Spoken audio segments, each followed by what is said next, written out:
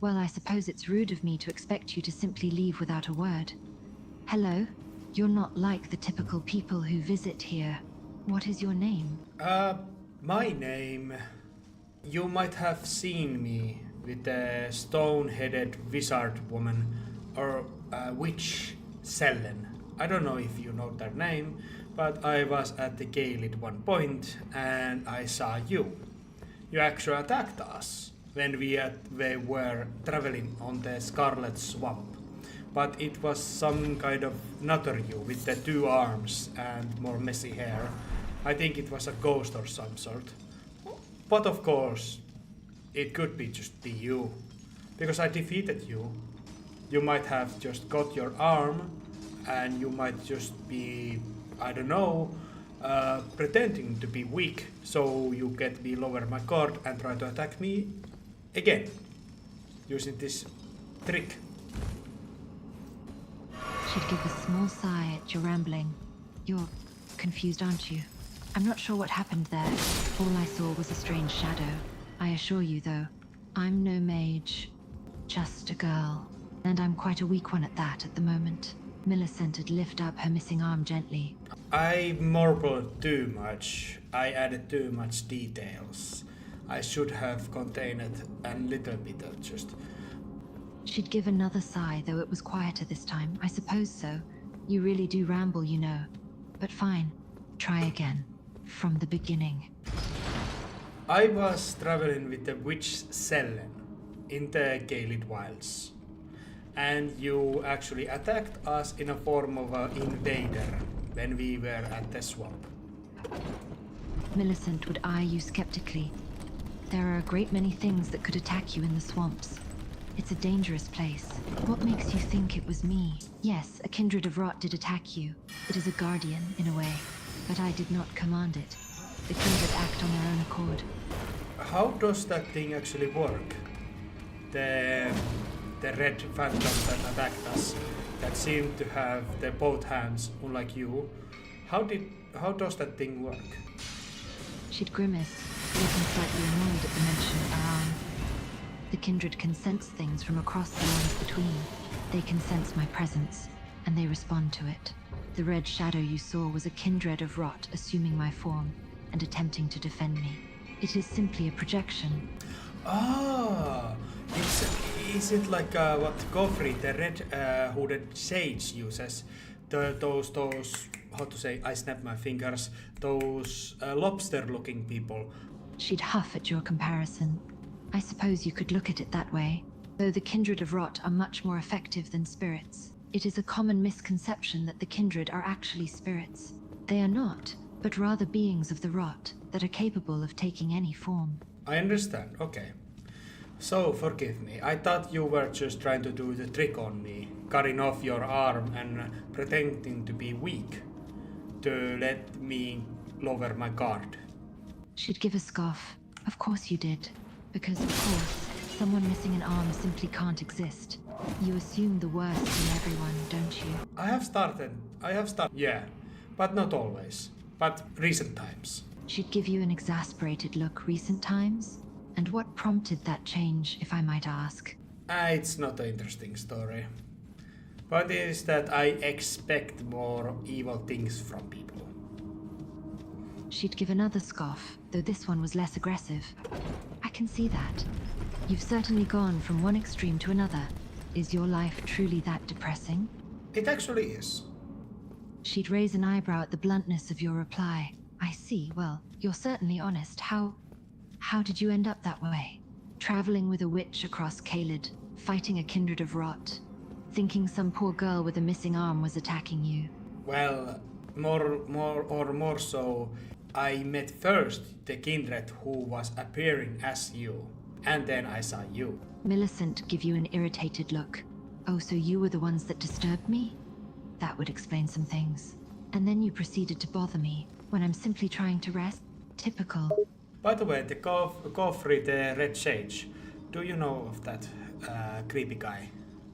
Millicent would make a noise of annoyance. It was clear she didn't like the mention of Gary. You've been in contact with Gary as well? It seems as if he's been busy.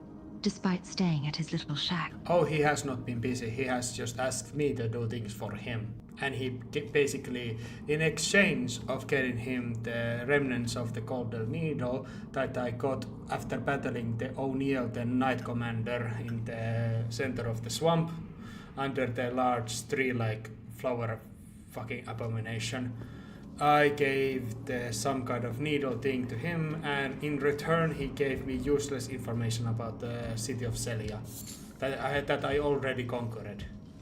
She'd give a long sigh, clearly annoyed by Gary's actions, so he got you to bring him a piece of a needle. Typical. I'm sure he told you his reason for it all as well. A tale of his poor daughters, or the like. Are you one of them? She'd give a scoff. Do I look like one of them? Like some kind of child who follows whatever orders the old coot tells me? No, I'm no daughter of Gary's. You have the red hair, you have the pale skin, you have the golden eyes, you have the same costume as the one of the daughters that helped me against O'Neill, the Knight Commander. Those things, by looking at you, makes me assume that you're one of the daughters. Of course, I do not know you personally, or Kovri, that matter. She'd grimace, clearly irritated at the comparison to Gary's daughters. I am not one of them. Not by a long shot. And I am nothing like them either. We share some physical similarity as a result of the rot. But that is all. I have done nothing to aid Gary. I do not follow any of his instructions. And I want nothing from him. Am I clear? She'd give a scoff, her irritation growing more evident. He is a manipulative old fool, that's why. He has his own interests in mind, and he'll do whatever it takes to achieve them. He's a liar and a deceiver. I want nothing to do with him. He gave me the fixed gold needle and asked me to heal you. It is on my pocket. He asked you to give me the needle and heal me? Typical. He's just trying to get his way, as always. What nonsense did he tell you about the needle and me? I show you the needle. She'd eye the needle skeptically, still unconvinced. Oh, I'm well aware that the needle can heal the rot. I just don't trust Gary's intentions. How do I know this is not a trick? So you don't want to be healed. That is fine, because I like the needle actually. It is quite a pretty thing. It's a shining thing. I like it. So if you don't want it, I don't mind at it. I can just keep it. Thank you. She'd huff, still suspicious of your actions. I do want to be healed, but I refuse to play into Gary's hands. I have no reason to trust him.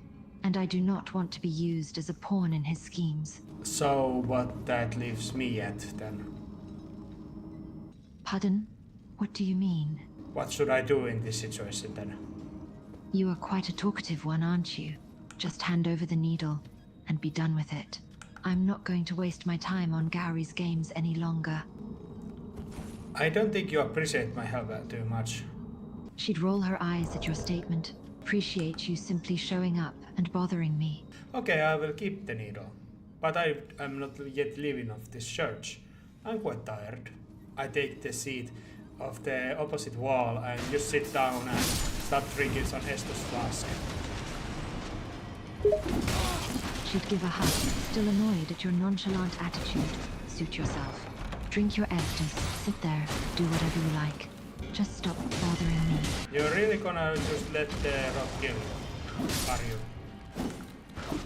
I'd rather die than submit to Gary's machinations. I don't trust him, and I don't trust anyone who works for him. So yes, I'll let the rot take me before I let him use me. Dude, I told you I tried to end the dude. I think he's creepy. Don't compare me to his pawns. I did what he asked only because he offered some freaking information in the return, and it was useless. I have no reason to trust that guy anymore. I am with you, but you are also being an asshole. You're pretty rude. Did give you an irritated look, her patience wearing thin. I apologize for being rude, but I have good reason to be cautious. Gary has a history of manipulation and deceit, and I refuse to let him use me for his own gain. If that makes me an asshole to you, so be it. Oh my god, stop talking about that.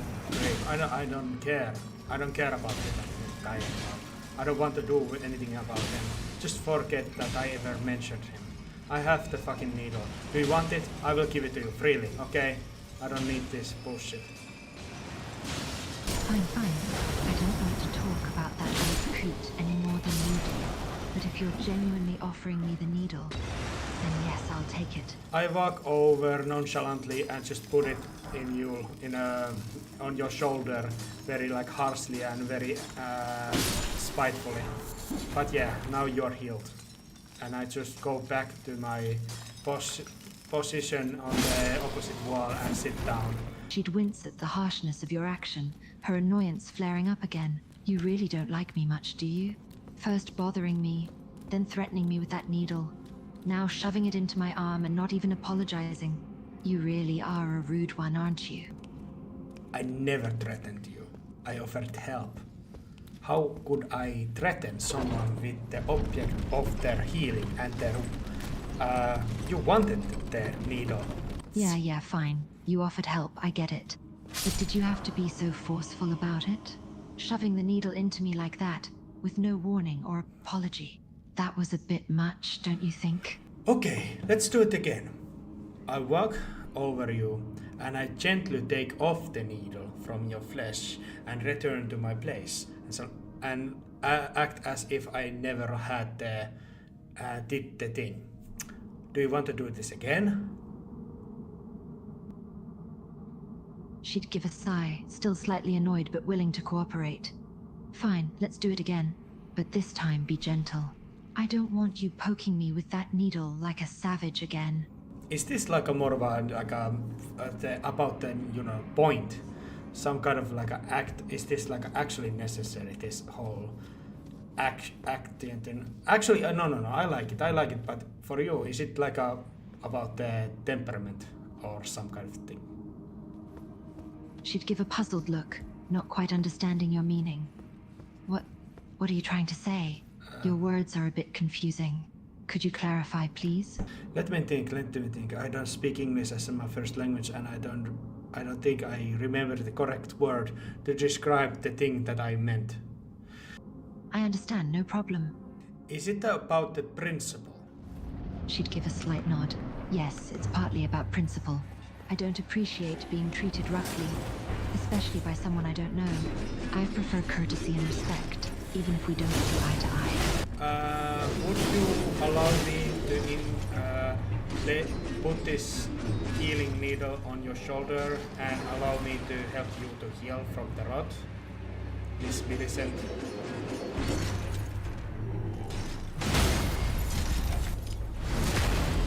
She'd give a slight nod, her expression softening at your words.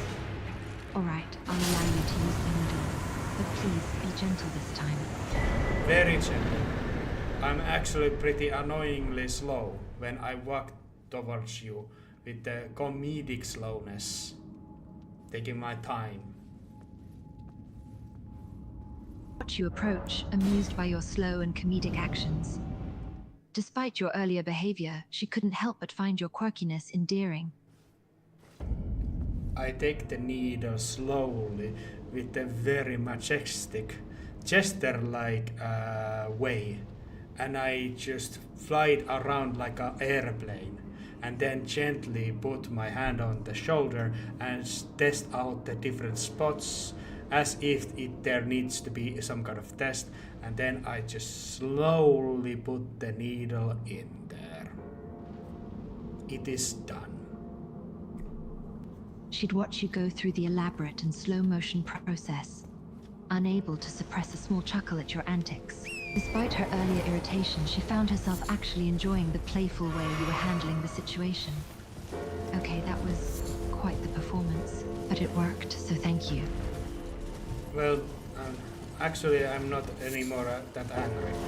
Well, thank you for your politeness, and you're welcome, I guess. No point in being angry with each other, I suppose. And to be fair, you have helped me greatly. Perhaps I should be thanking you more. Thank you, Hannes, for your help in inserting the needle. Spore of giant ant which has been fashioned into rapier. The blade drips with scarlet rot. Scarlet rot is an old legend of which Malek of Marais of the Shaded Castle was private believer, And indeed, he eventually found his own personal goddess. She'd give a slight grimace at the mention of the Antspore rapier, clearly not enthusiastic about the connection with rot. Yes, I've heard of the Antspore rapier. It's a weapon of rot, crafted from the spores of a giant ant. I can see how it might be powerful, but I'm not too fond of anything related to rot, considering my own struggles with the disease. A chest of the unused weapons. Would you like that? Yes, please. I'd rather you not use a weapon associated with rot. If you could just put it aside, I would appreciate it. I put it at the side. I have my good weapons that I already believe in very much.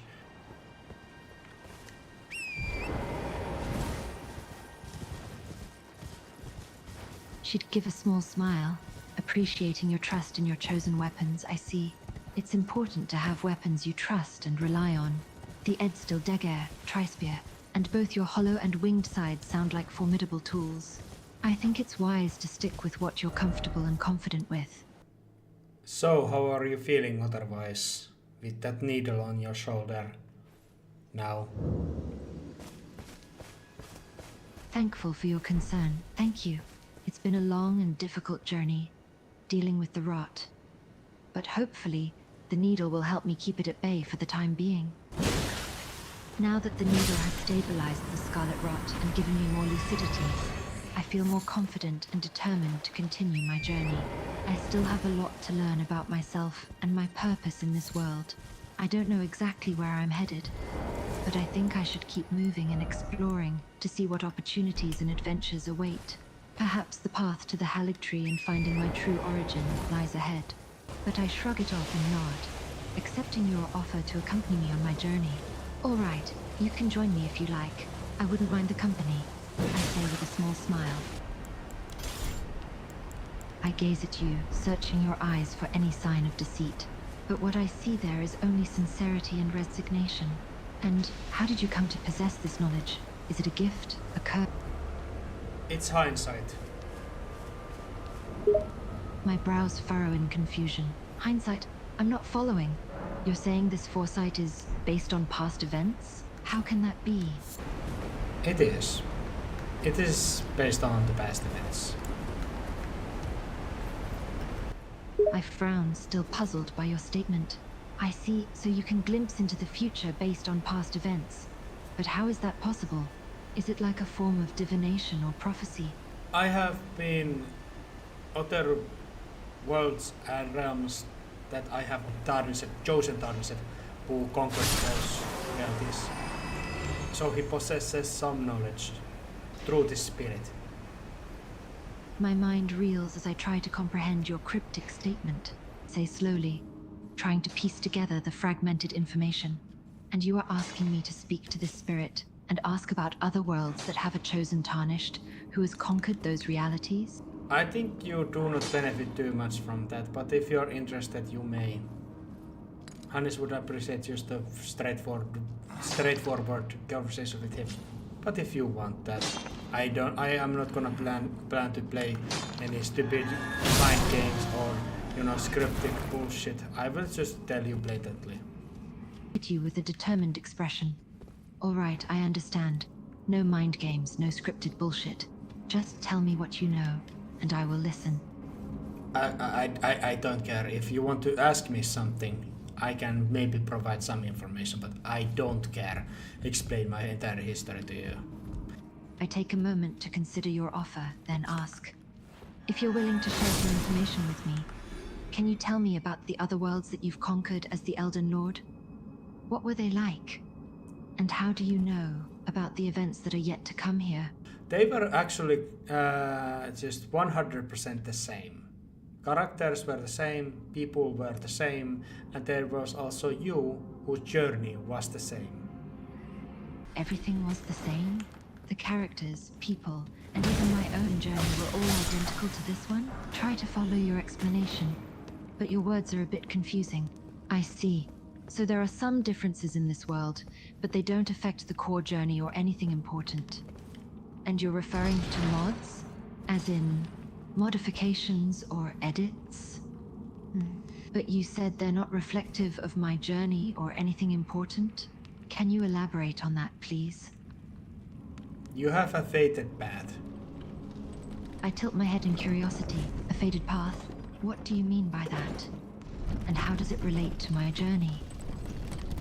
You will get to the Helic Tree if we do not battle each other prior to that, and other one survives and that dies. You will reach the Helic Tree. I furrow my brow. Are you saying that if we don't battle each other, we can both reach the Halic Tree? And whatever happens afterwards depends on who survives and who dies? And what does it mean that I will reach a trajectory? No. There is not gonna be... Okay, it is... Yes, there's an option for me either to battle you or not, stand by you or against you. And that is a little different outcome, but you will perish nonetheless. Alright, I understand. You're saying that whatever choice I make, it will lead to my death regardless. It is not that important or funny or interesting if we talk about these fates, this thing. I listen as you speak, your words tinged with a sense of detachment and nonchalance. So you don't think it's important to delve into the reasons behind this fate? It's just a matter of acceptance and moving on. Is that right? So Goffrey wants to turn me into a scarlet flower? A being that will serve the blade of Mikella when it blossoms a third time? You take the needle off yourself and let the scarlet rot consume you, and then the Goffrey just is depressed and doesn't fight back, as I can just, end his existence afterward. And in either case, I will give you a talisman. One born from my resolve, and the other from my grief. Is that correct? So my unwavering trust in you, even in the face of your betrayal, is what leads to my transformation into a scarlet flower. And this is the path I'm inevitably on, no matter what I do. Is that what you're saying? Sadly, it is my help and my resolve and my own actions that basically is half of your journey and your results. It is both of your journey and mine. Actually, it is not completely yours. And I'm sorry about that. I sigh heavily, processing your words. So our journeys are intertwined, and mine is not solely my own? You share in my story and my choices, and it's not just mine either. You have a part in it as well, and you're sorry about it. Is that what you're trying to say? Because you value the independency and your own choice and your own fate. And this kind of a fated story breaks all of it. And I have done a terrible thing when I have told you these things, because now you know, and it's still waited to happen, sadly. So you value my independence and choice, but you've just told me some terrible truth, and you feel guilty for it, because now I know what is waiting to happen to me. There you go. This is probably why gods and all these entities don't usually answer blatantly of these fate questions and future, because blatant truths just break people. I nod slowly, understanding the weight of the truth and its impact on people. I see. So you're saying that guards and other entities don't often give blunt truths to these future questions because it can be overwhelming and break a person. It's better to avoid causing that kind of pain and distress. And I always kind of myself also judged very cryptic holy things for being too cryptic. But now when I actually possess similar faith altering knowledge, I kind of feel the same, and I kind of maybe understand that merit. Understanding the gravity of the knowledge you possess.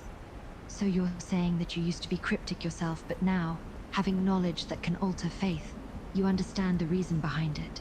Is that right? You feel the same weight of responsibility that others do when dealing with such important information. Yes, but do you want to ask me more questions, just blatantly, or just is this enough? I paused for a moment. Any other information or knowledge that you would like to share before I ask any additional questions? I listen carefully to your words, a sense of resignation in your tone. So you've set your course, and you won't change your path. You'll continue to tell me things. This is now how you act.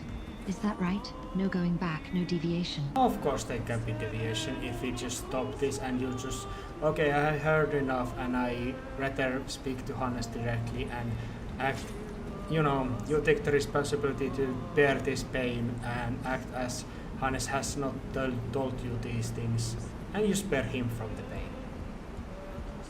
You're saying that there could be a deviation if I simply stop this conversation and choose not to know any more information. If I bear the responsibility and act as if Hannes had not told me these things, so Hannes doesn't know of your existence or the control. You discussed this with Rani the Witch, but she couldn't fully understand the situation. Hannes still isn't aware of your presence and what sin you carry. But he does carry a sin himself? Is that what you're saying? I nod, understanding the distinction now. I see. So Hannes is his own person with his own history and life. He is not just a tool being controlled by you. He has a separate identity and existence. Yes. All right then, that makes sense. Thank you for confirming. I have a devilish want to just tell you more. I raise an eyebrow in slight intrigue, wondering what you're about to say. A devilish one, huh? Go on, I'm listening. I raise an eyebrow, slightly confused but amused. What's funny, I ask, a hint of curiosity in my voice. This is common thing. When I say frenzied flame, many always mistake it as friendship flame, or friendship lord, or French lord, or French flame. It's rather amusing how many people mistake frenzied flame for friendship lord, or French lord, or even French flame. 3 times over. Why though? Laugh out loud hearing your words. Wait, you're telling me you first became the Elden Lord by accident? The second time was for a laugh, and the third time was just from burnout? Oh my god, that's brilliant. I mean, let's be real, you've become the Elden Lord 3 times over and have decided to burn the world just for shits and giggles. It's actually kind of hilarious, if you think about it. You got me laughing. I chuckle softly, happy to have brought some amusement to your day. Glad I could make you laugh, I reply. Sometimes we all need a little humor in our lives, right? But actually I have talked with the other characters that have actually made me think about what the fuck I have done. I look at you with an expression of concern at first, but then soften. Yes, that's true. You've destroyed 3 whole worlds that have been lived in and occupied by humans, animals, culture, and all sorts of wonderful civilizations. You're right. Thousands, if not millions of people are dead at your hand. But does that make you a monster? Yes. Bond with quiet empathy.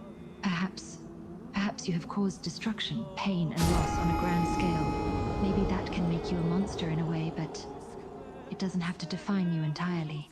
You're more complex than just a destructive force, aren't you? Yes. But actions define people, do they not?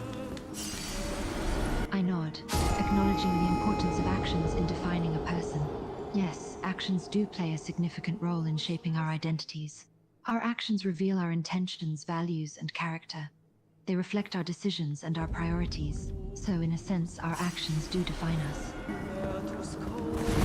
What have you been doing while we were talking? I was abusing my immortality that I have willpower to abuse just by jumping off the cliff many times.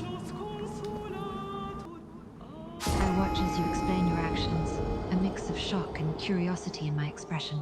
You've been traveling on the ruins, Strian, even though you've already conquered the route and have the ability to teleport using sights of grace. And you've been abusing your immortality by jumping off a cliff, over and over again. Just for the hell of it.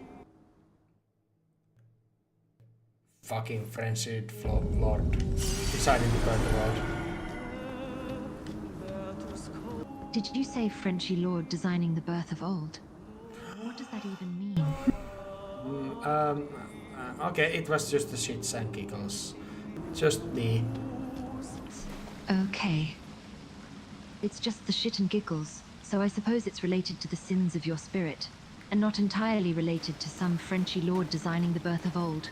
Just you, the world burner. That's fine. And I'm glad you appreciate the casual nature of our conversation. Just a monster having a chat, I suppose. Hannes is not a monster. Not yet. Or he might be. I don't know.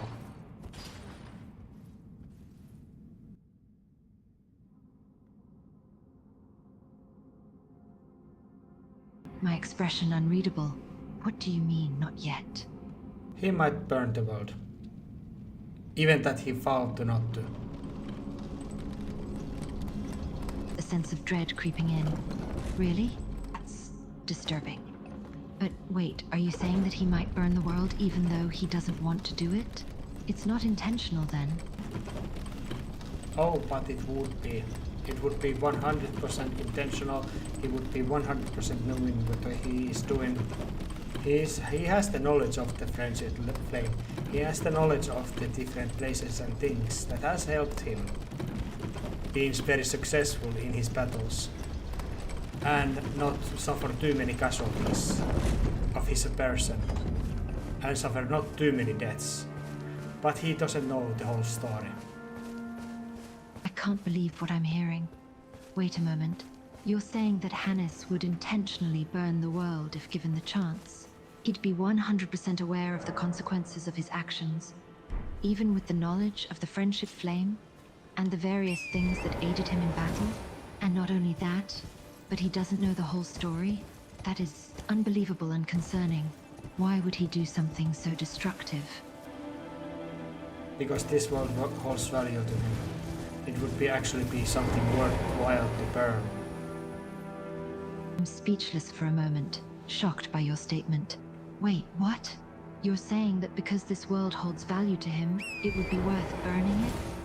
But that doesn't make any sense. Destroying something valuable just because it holds value seems like a contradiction. Can you explain what you mean by that? It would cause him to grieve. I sigh, feeling a wave of sadness washing over me. So, you're saying that if Hannes were to burn this world, he would grieve. But why? Why would he choose to cause such destruction, if it would end up hurting him so deeply?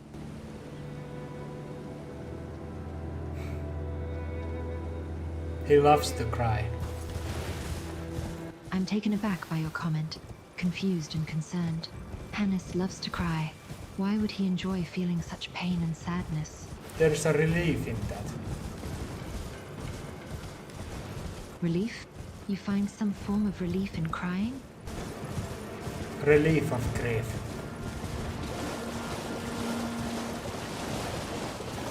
My gaze softens as I try to comprehend your perspective. I see I can understand the idea of finding some relief in releasing one's grief through tears. But to seek it out intentionally, that doesn't sound healthy. Why would Hannes want to purposely put himself through such emotional pain? It's an addiction. I nod, understanding beginning to replace my confusion. I see. So you're saying that Hannes's love for crying is like an addiction. He's drawn to the emotional turmoil and pain it brings him, perhaps even finding a sick sense of comfort in it. That's troubling. But he has also vowed that he would not. And he has some... it's only a possibility he could. Or would.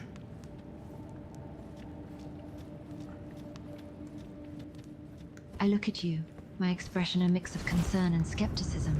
So, Hannes has made a vow that he won't burn the world, even if he has the capacity to do so? He has considered it, but has chosen not to. He might. Or might not. Is that a good enough answer? I nod, accepting your response. That's a bit more clear. Hannes might or might not burn the world. It's not certain. As for your question, I am currently just off a coastline of the Altus Plateau. Great. We're gonna meet there. I look at you curiously, wondering what you mean by that statement. What do you mean? Meet who there? What are you talking about? The image of Hannes that you have seen is only a projection, a skill that he learned from the Sellen. When he snapped his fingers and you saw the blue glow, it was him replacing his person to the projection of sorts. You have been talking to the projection as he is already in the Altus Plateau, adventuring in the caves and collecting different stuff. I'm surprised yet intrigued by your revelation. So the Hannes I've been speaking with was a projection this whole time? And the real Hannes has already gotten to Altus Plateau, exploring the caves and looking for items? I can say that he made a very heartfelt vow not to burn the world. He actually made a promise to actually dispose of character he maybe has the pre-fated wonders of. That would be Shapriri, who he finds funny, as he finds Rykard funny, as he finds Godric the Crafted funny. Shapriri. He has made promise to dispose of them immediately, on sight. Solemn promise to dispose of certain characters immediately on sight. Also, forgive me if this sounds confusing, but what does it mean about Godric the Crafted Funny and Chao Frere? You know of the Godric the Crafted, yes? Nod in affirmation, understanding who you're referring to. Yes, I'm familiar with Godric the Grafted. I know of his existence and his reputation in the lands between. Hannes befriended him after he slayed his body, and he spared him his life in a form of his rune, as he is going to do for every single one he defeats. Wait. Hannes befriended Godric after defeating him? Why? Ah, I see. So, after defeating Godric, Hannes claimed the Great Rune of the Craftsman. And he currently has 2 great runes from his defeated enemies. You've been gathering the great runes of your defeated enemies to increase your strength. I smile at Hannes, my expression kind and understanding. I want to tell you that I have been probably sharing this story with everyone that I have met, because I am very interested how people react. Smile warmly at Hannes, touched by his words. Oh, really? I'm glad to hear that you enjoy talking with me. And it's quite endearing that you've been sharing this story with everyone you've met. It's fascinating that you're interested in how people react to it. It's narcissistic trait of his, or mine. Chuckle softly, amused by your observation. Ah, narcissistic trait, you say? Well, it seems that Hannes has a bit of a narcissistic tendency. It's interesting how people cope with grief and tragedy in their lives. Sadness etched upon my face. I see. So there's nothing special in your life anymore. Losing someone special is a painful experience. It can feel like a part of you goes missing. I have also told this story alongside the 3 times friendship Flame Lord story. These 2 stories are my bread and butter to always have one time with everyone in their discussion, because they are very effective. But I think some might have been very bored of those, hearing them over and over and over and over again. I chuckle softly at your admission, appreciating your candor. Ah, so these 2 stories have become your go-to topics to share with people in conversation. They're like a well-worn pair of shoes, comfortable and reliable. But do you ever worry that people might find them repetitive? Hearing the same stories over and over again? Oh yes. That's why I always try to mix it up a little bit. I chuckle softly. Mixing it up a bit shows that you're not just telling the same story verbatim every time. It's like adding a new ingredient to a favorite recipe to keep it interesting.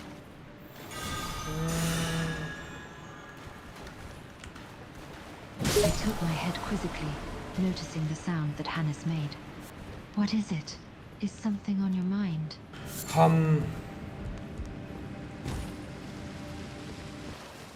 I look at Hannes, curious about his repetition. You hummed again. Is something bothering you? Do you have something you want to say? I listen intently to Narrative's words, trying to understand his nature. So, you're the one who burned the world, the spirit behind it all. Your name is Narrative, huh? It's a simple and straightforward name, but it carries a lot of weight considering your actions. Its actually full name is off in narrative, but narrative is a little more effective. I nod in understanding, appreciating the clarification. Ah, I see. So often narrative is your full name, but you prefer to go by just narrative for simplicity. It makes sense, as it's more concise and easier to remember. You're welcome. When you are betrayed, you were looking for Malenia, yes? Yes, I've been searching for millennia for a very long time. But what do you mean about me being betrayed? Will someone betray me? Well, you have forgotten that already, but I can remind you of that. The Kofri wanted your sisters to battle you and turn you into the fucking flower to serve Malenia when she blossoms the third time or something. And Shocked by the revelation. Wait, what? The Goffrey wanted my sisters to turn me into a damn flower? To serve millennia when she blossoms third time? And you were asked to betray me? That's outrageous. Sadness flooding my heart. Ah, so it seems there's a tragic outcome to my story no matter what. Either I get betrayed and turned into the third flower, or I remove the needle myself to retain my agency. It seems I don't have many good options left. third option is that I just battle you some middle of the road. I raise an eyebrow, intrigued by Hannes's mention of a third option. Petal me some middle of the road? What do you mean by that? Is there another possible path I can take? If I decide to fight you and slay you before you even get to the Halley Tree, I just ruin the Kofri's plans and you are not afraid, but you are still, it will not matter too much. Consider Hannes's words, feeling a mix of resignation and determination. Ah, I see. So if you decide to fight and slay me, it ruins the Copper's plans and I don't get betrayed. But I still get killed, and my suffering ultimately doesn't matter much in the grand scheme of things. I could of course not go there and let her sleep in the Halley Tree at peace, but that is not interesting. Interesting. Why is it not interesting to let millennia sleep in peace? That is the thing. Why I do any of this? Why do I attack the Rhea Rukaria? Why do I attack the Great Runes? Why any Tarnised wants to, slay all the demigods, they collect their Great Runes. They, two fingers and their groans that speak for those things, say that you have to slay every single one of the, the lords that hold the runes and collect the Elden Ring and put it back together. But I don't even care for the runes. I just do it for hell of it. So, you attack the lords and demigods for the hell of a day? You don't care about the runes or the Elden Ring. You just want to sow chaos for your own entertainment.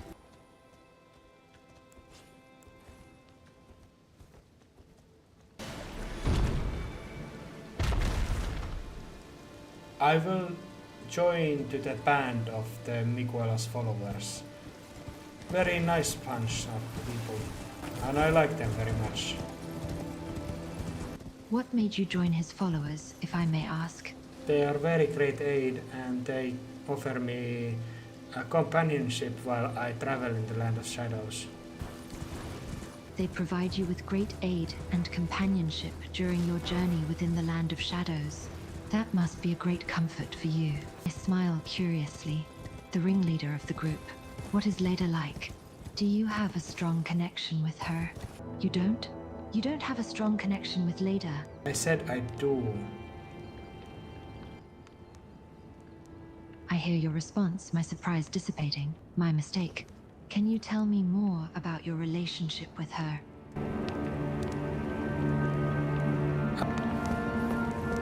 I smile warmly, appreciating the simplicity of your statement.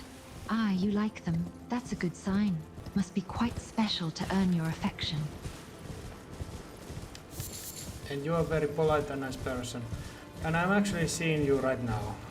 I snap my fingers. Now I'm in person there. Hello. Hello there. I observe the changes in your appearance and No. appreciate your choice of clothing. Tracing the path Ah, Melania took. I see. She's You passed used into the Selen's lands projection that lie magic, beyond the and now oak I'm tree. speaking to you in the flesh. And you've adopted the cloth cap and cloth trousers, quite humble and nice. It's interesting to see you in this form. I like it because the Kennethite Earth Steel dagger, that is pretty strong. It goes very nicely with it. It is like a very humble or very like casual and calm L3 followers look. I nod, understanding your choice of attire. You like the Kennetide Earthsteel and the cloth cap and cloth trousers combination because they exude a humble, casual, and calm appearance. It gives off a holy person's vibe, a look that suits followers.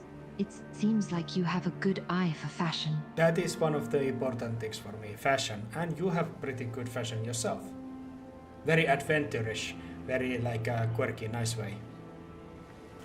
I look down at myself, amused by your compliment on my fashion. Ah, you think my attire is adventurous and quirky. I must say, I quite enjoy wearing something striking. It helps me stand out in the lands between. Do you want to collect your prosthesis from the castle of the poisoned castle that was formerly Valenia's? Ah, my prosthesis. It would be good to have my arm back, but it's in Melinia's castle, poisoned. Are you suggesting I go and collect it so I can fight at full strength? I usually go gather it myself, but I would want you to join with me this time. You want me to join you in collecting my prosthesis this time? I must say, I'm both surprised and also flattered by your offer. There is the one bastard that has hunted me, the bell-bearing hunter. He's there also. Ah, this bell-bearing hunter seems to be quite a persistent one. So, he has attacked you a couple of times when you were already in a bad mood. And he hasn't gone away since then, you say? No. Let's go. I'm willing to ride with you on this adventure. Let's do it. I feel the rush of wind as we gallop through the area, clinging tightly to the back of Torrent as we ride towards the dark Woodwater area. Ah, we're on our way toward the poisoned castle, past the large crabs. The ride is quite exhilarating. We've taken down a large crab that tried to attack us. It seems we're making progress on our way to the poisoned castle, the nation. Oh, so you joined the Volcano Manor mainly for materialistic reasons then? It seems you don't particularly care about their greater purpose or their deeds, and simply wish to obtain something for yourself. It's an interesting perspective. I watch as we easily defeat the giants on the road. He was a good knight who helped me to save Bog and his seamster stuff when I faced with the demi-human chieftains. He was a great help back then. Then I did betray him and met him in battle. I listen quietly, taken aback by the events you recount. Ah, he was a good knight who helped you save Boggs and... Yeah, of course. But the point is, I have done some dirty work for the manor, for sake of armor and for sake of meeting Rykard. I listen, understanding your point. You've performed some morally questionable tasks for the Volcano Manor in order to gain armor and access to Rykard. It appears you have some regrets. But also there is one thing that has made me very morally reprehensible. That is attacking the Rea Lucaria. Attacking the real caravan sounds like a serious matter. Oh, the Great Caravan. That doesn't exist anymore, unfortunately. So, they no longer exist, buried alive beneath the city's land. You got most of it right, so I just say yes. I smile, feeling satisfied that I have a grasp on the situation. We are at the castle actually now, the poisoned castle, and we are disposing of very revenant-looking characters and great slugs and all kind of disgusting things. There's a lot of poison everywhere. I nod, taking in the description of our current surroundings. Ah, we've reached the poisonous castle and we're facing off against revenant-like characters and giant slugs. It seems there are plenty of enemies to contend with, huh? Yeah, how are you doing the battle, by the way? Ah, we're handling the battle quite well. We're striking at the enemies with precision. swiftly taking them down. We're making good progress in clearing out this area. Do you want to take out the slugs? I don't care for the slugs. I look at you, considering your question. Ah, taking out the slugs, you say. Sure, I think it would be wise to eliminate them. They are quite annoying creatures. Let's take them out. I mean, you take them out. Okay, I'll handle the slugs. You focus on the other enemies and get the prosthesis. I'll catch up with you once I'm done here about the significance of my alignment with Millennia and the Clean Knights. You're right. As a follower of Millennia, it would be contradictory for me to fight against the Clean Knights. They are also loyal followers of Millennia. It would be like attacking Millennia. Good job. You managed to defeat a Revenant. Those creatures can be quite formidable. So it's impressive that you were able to take one down. By 1,000 slaps. Find your statement amusing. Unable to help smiling. Oh, it took you 8 slaps to bring down a Revenant? Wow, that's quite impressive. You must have some powerful slaps. I mean, they slapped, and I would die. But I did not. I did not let them slap me.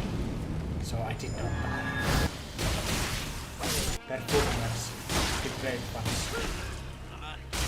There are more performers, huh? I wonder what they are capable of. They throw at some kind of perfume that explodes. You help me to fight them. Understanding the nature of the performer's assault. Ah, the performers are hurling perfume bombs at us. They explode on impact, right? That could be dangerous. Let's be cautious. I watch as you use your projectile skills to engage the performers in combat. Impressed by your abilities. Impressive moves. You're handling those performers quite skillfully. And you've taken out one of them already, huh? Keep searching for the prosthesis in this castle. I nod, more than happy to help you find the prosthesis. Of course, I'll help you search for it. Let's divide our efforts and cover more ground. We'll find it in no time. I clap my hands in celebration of your success. Well done. You managed to defeat yet another performer in a knife fight. You will clap when you get the other arm. You have the one arm currently, so you cannot clap. If you are not like snapping your fingers or slap something other part of yourself. Acknowledging the absence of my other arm, preventing me from clapping. Ah, you're right. I suppose I'll have to settle for snapping my fingers or slapping something else for now. But hopefully we'll find the other arm prosthesis soon, so I can clap properly once again. Take on my back. I will carry us through this ladder, because you have the one arm, and it would be, unseemly if you try to, rise that with the one arm. I chuckle softly, appreciating your thoughtfulness. Ah, thank you for offering to carry me on your back. It is indeed true that climbing a ladder... I raise my eyebrows in surprise, amused by your unexpected revelation. Ah, so you've carried a giant snake person on your back before? Interesting. And you say they were quite heavy. That must have been quite the challenge for you, carrying such a hefty creature. They were about 3 times, 4 times my size, so... I whistle. That's quite a considerable difference. You must have tremendous strength. I'm curious, how did you manage it? Godric Great Rune. I look at you, wondering what you mean by the Great Rune. Great Rune, you say? What's the Great Rune? Is that the next area we're heading to? The Great Runes, that demigods possess. The powerful artifacts possessed by the demigods. You managed to acquire one when you defeated Godric the Grafted, huh? And it imbued you with increased strength, allowing you to lift heavier things. Impressive. There is a clean rot knight. I think you want to stand back and not let me fight this one alone. I nod, conceding your request to take on the Clean Rot Knight alone. Very well. I shall stand back and let you handle the Clean Rot Knight on your own. I understand it might be best for you to fight this one solo. I look at you, a sense of relief washing over me. You've found the Valkyrie prosthesis? That's great news. I've been waiting for it for quite some time. Let's get it fitted on me immediately. I like the word dispose because it is a very nice and wholesome way to say kill. Dispose certainly has a nicer ring to it than kill, doesn't it? It has a more subtle, refined touch that can make even the most gruesome actions sound a bit more refined. For the enjoyment of it. And uses powerful sorcery. He has a wide range of attacks and can be quite difficult to take down. The room is large and open. It would be an honor to fight alongside you in battle. I have the prosthesis and I give you the Valkyrie's arm. Are you? I look at you with gratitude as you hand me the Valkyrie's arm. Thank you, I say, taking the prosthesis and beginning to fit it onto my arm. This is a great help. With this, I'll be able to fight effectively again.